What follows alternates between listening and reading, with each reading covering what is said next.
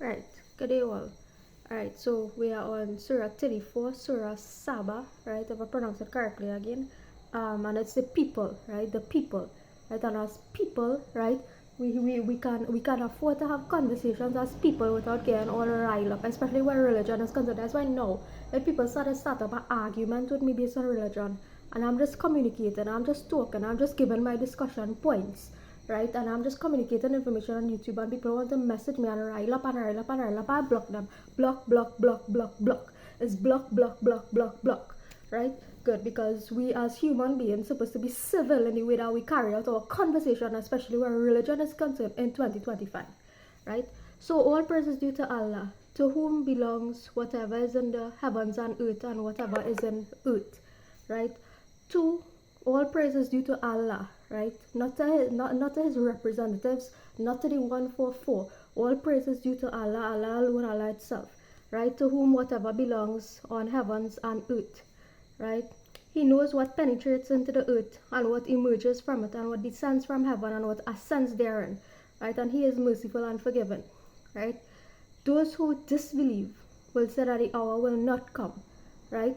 Meaning that they believe that we are immortal here, right? We are immortal beings, right? So the aim is to what? Preparation whilst we are here and on this path, right? Preparation for that hour. That is the goal for whoever is taking in these videos, or whoever is on this path, or whoever is interested in this path, right? Whoever have fears, right? This is the point about this is to alleviate fears regarding this thing called the hour, or the hour of death, right? Which we do not know when it will be here, right? So Allah alone is the knower of the unseen, right? Not absent from him is an atom's weight within the heavens or earth, right? So there is nothing absent from Allah's knowledge or wisdom. Nothing, not even anything worth that of an atom, right? The weight of an atom, right? Not even that, right? Not even that is absent from his knowledge or wisdom, right? He may reward those who believe and do righteous deeds, that they may have forgiveness and noble provision, right? Right, those who have been given knowledge, right? Not just given knowledge, but those who are receptive to knowledge, right? Those who are receptive or open to knowledge or wisdom, right, will see that which, if something has been revealed to you, those who are receptive to knowledge would recognize it or will discern it, right? Right. But those who disbelieve will say, shall we direct you to a man who will inform you that when you have been disintegrated in a complete disintegration, you will be recreated into a new one, right? So again, it's just re-emphasizing the point that you are not to be directed to you don't have to be directed to any human being to communicate with God, right? You communicate with God, Allah, through your own self, Allah will guide you accordingly, right? Allah will guide you accordingly. There's no need to communicate with any other person if you are receptive to doing the right thing, if you are receptive to knowledge, receptive to wisdom, that will come to you, right? That guidance will come to you, right? So that's what that means. And if Allah wills, He would cause the earth to swallow those who have ill intention towards you, right? Who naturally for no reason at all, right? You're receiving a lot of hatred, you're receiving a lot of envy, you're receiving a lot of all sorts of things out of nowhere, right? Out of nowhere, right? If you are receiving these things like, and it's just coming at you, and it doesn't seem like it's like, when will it end, right?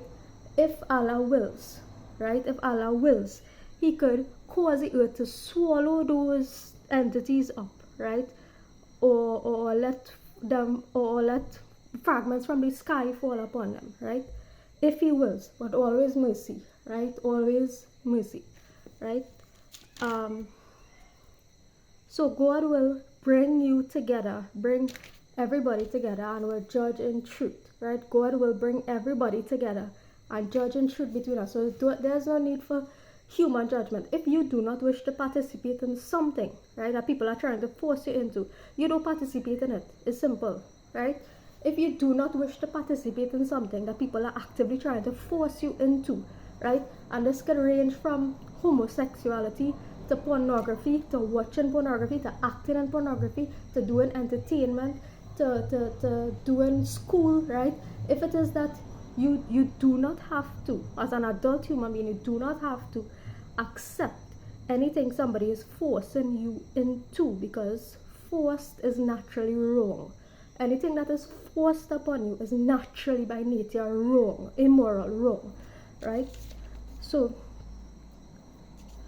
God will bring all together and judge between whose intentions was what, whose intentions and actions, because it's intentions and actions that make up right and wrong, right? And Allah alone is in know of that which people intend towards you and I, right? Those who disbelieve will say, we will never believe in this Quran, right? So if you disbelieve, you'll say you'll never believe in it, right? So I've always been saying from day one, there's a complete message in the book, right? There are verses that I contend with and grapple with and fight with, but there's a complete message in the book, right? If people are open to seeing it. It is not your wealth or your children that will bring you nearer to Allah and position, right? But we're not talking about no position or thing. It is not your wealth or children that will bring you closer to Allah, full stop, right? But those who believed and did righteous deeds, right? But however, right, it says that it is not your wealth or children that will bring you nearer to Allah, right? But your wealth, right, could be used too through doing righteous deeds with your wealth. And your wealth is not only financial, right? You as a human being is wealth, right? You as a born human being on earth, right? Once you are born on earth, you are wealth, right? You are wealth, right? So when I say your wealth, right, it doesn't have to mean finances. Finances is only one, and it might be the last or the least, right? Your being, your essence as a human being, as a soul, right, that incarnated on earth is wealth. So you, through your using the faculties God gave you, right, to do righteous deeds, whatever it might be, to help anybody, whoever it is, right, that is by nature wealth, right? So your wealth in this sense can actually bring you closer to Allah, because your wealth, you being who you are, as well as your finances, can help to do deeds that would bring you closer to God, right, in that sense. Right. So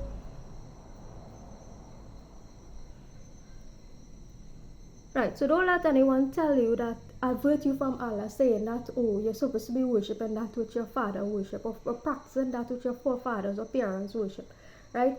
There's people who come to you and say that when they know you are on a particular path or you are on a particular journey, right? And if they come and tell you or try to avert you and say, hey, well, your parents worship this, or your parents did this practice or that practice, and you're obligated to do this, right? That's only adverting you from following what the guidance that came directly to you, right? So pay no mind to these things, and it will be a hard thing, because breaking out of certain practices or tradition is naturally a hard thing, culturally a hard thing, right? So the advice is to stand for Allah, stand for fighting the righteous war, right? And a righteous war is just what it is. It's a righteous war, because we live in a world of all kind of things, right? So fighting the righteous war is simply that, fighting the righteous war, right? That's striving in the cause of Allah, right? Seeking truth, teaching truth, seeking and teaching truth, right? Whether you do it combined in pairs, in a group, individually, whatever you do it, right? There's nothing in your companion any madness. So those who are what? Teaching truth, seeking truth, or teaching truth, there's not any madness in that, right? Once you are seeking and teaching truth, there's not any madness in that. So ignore what people say about those things, right? About if you are teaching truth or seeking truth, that there is madness, and that there isn't, right? So if you should make errors, you would only make errors against yourself, right? So choose choose to be guided, right? Choose to be guided by what Allah reveals to you, right? Choose to be guided by what Allah reveals to you, right? If you were to make mistakes, it would be against your own soul, your own self, right? So be open, right? Be open or receptive to guidance, right? So that's the end of the conversation. Today is 10 minutes, right? So we'll pick up on this conversation tomorrow. Take care, everybody.